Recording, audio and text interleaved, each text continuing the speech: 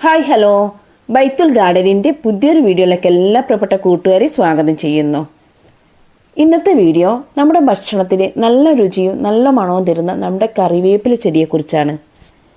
അപ്പോൾ കറിവേപ്പില ചെടിക്ക് വരുന്ന രോഗങ്ങൾ എന്തെല്ലാം, അതുപോലെ തന്നെ ഇതുപോലെ നല്ല ബുഷിയായിട്ട് വളരാൻ നമ്മൾ എന്തൊക്കെ ചെയ്യണം, കറിവേപ്പില ചെടിക്ക് കൊടുക്കേണ്ട പോട്ടി മിക്സ്, അതുപോലെ തന്നെ ഫെർട്ടിലൈസർ, അതുപോലെ തന്നെ നമുക്ക് ഇതിന് വരുന്ന രോഗങ്ങൾക്ക് എന്തെല്ലാം പ്രതിവിധി നമുക്ക് ചെയ്യാം എന്നതിനെക്കുറിച്ചുള്ള ഡീറ്റെയിൽ വീഡിയോ ആണ് കേട്ടോ. അപ്പോൾ വീഡിയോ സ്കിപ്പ് ചെയ്യരുത്. ആരെങ്കിലും പുതുതായിട്ട് എൻ്റെ ചാനൽ കാണുന്ന ഏതെങ്കിലും കൂട്ടുകാരുണ്ടെങ്കിൽ ചാനൽ ഒന്ന് സബ്സ്ക്രൈബ് ചെയ്യുക. തൊട്ടടുത്തൊരു കുഞ്ഞു ബെല്ലൈക്കൻ ഉണ്ടെങ്കിൽ ഒന്ന് പ്രസ് ചെയ്താൽ ഓളൊന്ന് കാണാം. അതും കൂടി ഒന്ന് ഓൺ ആക്കിയിട്ടുണ്ടെങ്കിൽ ഞാനിടുന്ന പുതിയ പുതിയ വീഡിയോസിൻ്റെ നോട്ടിഫിക്കേഷൻ നിങ്ങൾക്ക് ലഭിക്കും. അപ്പോൾ നമുക്ക് വീഡിയോയിലേക്ക് പോകാം.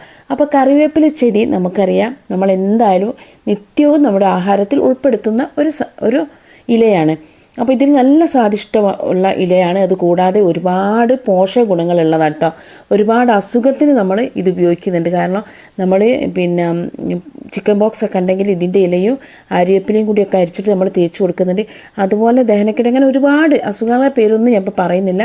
ഞാൻ മുമ്പൊരു വീഡിയോ ചെയ്തിരുന്നു ഇതിൻ്റെ പ്രൊപ്പഗേഷൻ മെത്തേഡൊക്കെ, അപ്പോൾ അതിൽ ഡീറ്റെയിൽ ആയിട്ട് പറയുന്നുണ്ട്. അപ്പോൾ നമുക്കിത് എങ്ങനെയാണ് ഇത് നല്ല രീതിയിൽ തഴച്ച് വളരാം, തിക്കായിട്ട് വളരാം, അതുപോലെ തന്നെ ബാക്കി കാര്യങ്ങളൊക്കെ നമുക്ക് നോക്കാം. അപ്പോൾ നമുക്കറിയാം, ഈ കരിവേപ്പില ചെടിക്ക് നല്ല രീതിയിലുള്ള സൺലൈറ്റ് ആവശ്യമാണ് കേട്ടോ. സൺലൈറ്റ് ഉണ്ടെങ്കിൽ ഇതുപോലെ നല്ല ഫ്രഷ് ആയിട്ടുള്ള ഇലകൾ നമുക്ക് കിട്ടുകയുള്ളൂ. ഒന്നാമത്തെ കാര്യം അതാണ്. രണ്ടാമത്, നമ്മൾ കരിവേപ്പില ചെടി ചട്ടിയിലൊക്കെ നട്ടു കൊടുക്കുകയാണെങ്കിൽ നമ്മൾ എന്തായാലും അതിന് മസ്റ്റായിട്ട് നനച്ചു കൊടുക്കണം. നമ്മൾ നിലത്ത് നടുകയാണെങ്കിൽ നമ്മൾ ഒരാഴ്ചയിൽ ഒരിക്കലൊക്കെ നമ്മൾ നനച്ചു കൊടുത്താൽ മതി. അപ്പം വെള്ളവും അതുപോലെ തന്നെ സൂര്യപ്രകാശവും ഞാൻ പറഞ്ഞു കഴിഞ്ഞു. നമുക്ക് ഇതിന് കൊടുക്കേണ്ട പോട്ടി മിക്സ് എന്ന് പറയുമ്പോൾ നമ്മളിപ്പോൾ മണ്ണിൽ നടാണെങ്കിലും നല്ല എന്താ പറയുക, നല്ല ഇളക്കമുള്ള മണ്ണിലാണ് നമ്മൾ നട്ട് കൊടുക്കേണ്ടത് കേട്ടോ. ഇപ്പോൾ ചട്ടിയിലാണെങ്കിൽ നമ്മൾ നട്ട് കൊടുക്കുന്ന സമയത്ത് നമുക്ക് എന്തൊക്കെ ഇടാം, നമുക്ക് മണ്ണ്, മണൽ, അതുപോലെ തന്നെ ചകിരിച്ചോറ്, അതുപോലെ തന്നെ നമുക്ക് കരിയില കമ്പോസ്റ്റ് ഉണ്ടെങ്കിൽ കരിയില കമ്പോസ്റ്റ്, ചാണകപ്പൊടി, അതുപോലെ തന്നെ എല്ലുപൊടി എല്ലാം ഇട്ടിട്ട് നമുക്ക് നല്ലൊരു പോട്ടി മിക്സിൽ നമ്മൾ നട്ട് കൊടുത്തിട്ടുണ്ടെങ്കിൽ കറിവേപ്പില നല്ല ഫ്രഷായിട്ട് നമുക്ക് വീട്ടിലേക്കുള്ള ആവശ്യത്തിനുള്ള കറിവേപ്പില മൊത്തം നമുക്ക് ഈ വീട്ടിൽ നിന്ന് തന്നെ പറിച്ചെടുക്കാൻ പറ്റും കേട്ടോ.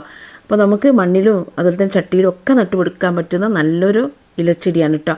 അപ്പോൾ അങ്ങനെയാണ് നമ്മൾ പോട്ടി മിക്സ് തയ്യാറാക്കുന്നത്. പിന്നെ ഇതിന് കൊടുക്കേണ്ട വളങ്ങളാണ് ഞാൻ പറയുന്നത്. നല്ല വളങ്ങൾ കൊടുത്താൽ മാത്രമേ നമ്മുടെ കറിവേപ്പില നല്ല ഫ്രഷായിട്ടും നല്ല തിക്കായിട്ടും വളരുള്ളൂ.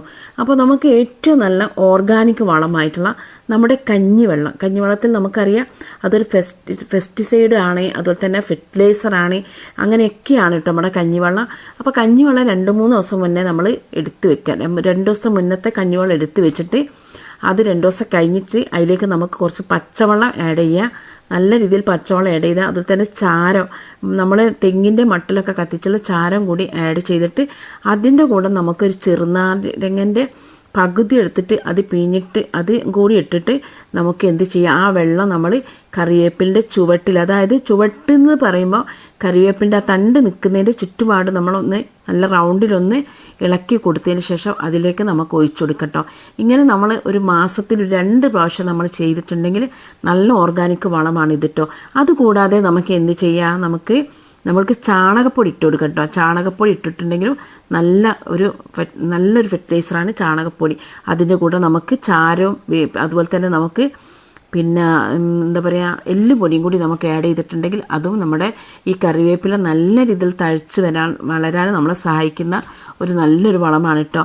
പിന്നെ നമുക്ക് വേണമെങ്കിൽ നമുക്ക് മറ്റുള്ള ചെടികളെ പോലെ തന്നെ നമുക്ക് എന്ത് ചെയ്യുക, വേറെ വേപ്പിൻ പിണ്ണാക്ക്, അതുപോലെ തന്നെ നമുക്ക് കെമിക്കൽ വളങ്ങൾ ഉണ്ടെങ്കിൽ അതും നിങ്ങൾക്ക് കൊടുക്കാം. പക്ഷേ കറിവേപ്പില ചെടികൾക്കൊക്കെ ഏറ്റവും ഉത്തമം ജൈവ വളങ്ങൾ കൊടുക്കുന്നതാണ് കേട്ടോ. നമുക്ക് ജൈവ വളങ്ങൾ നമുക്ക് വലിയ ഉള്ളിൻ്റെ തൊലിയൊക്കെ നമുക്ക് വെള്ളത്തിലിട്ട് വെച്ചിട്ട് അത് 3 ദിവസം കഴിഞ്ഞിട്ട് നമുക്ക് ഇതിൽ ഒഴിച്ചു കൊടുക്കാം.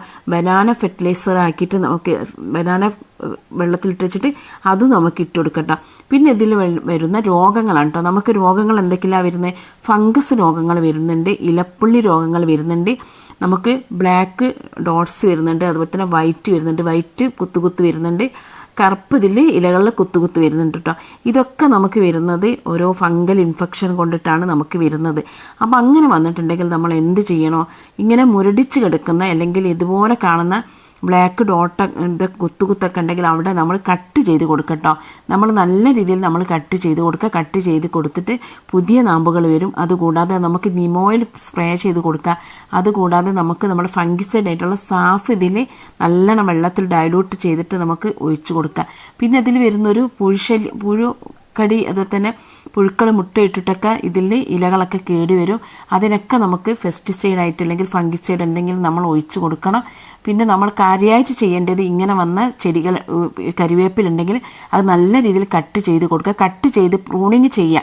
പ്രൂണിങ് ചെയ്ത് കൊടുത്തതിന് ശേഷം ആ കൊടുത്ത അന്ന് തന്നെ നമ്മൾ നല്ല രീതിയിൽ വളം ഇട്ട് കൊടുത്തിട്ട് വെള്ളമൊക്കെ ഒഴിച്ച് കൊടുത്തിട്ടുണ്ടെങ്കിൽ പുതിയ നാമ്പ് വരുമ്പോൾ നല്ല രീതിയിൽ നമുക്ക് കറിവേപ്പിലുണ്ടാവും കേട്ടോ.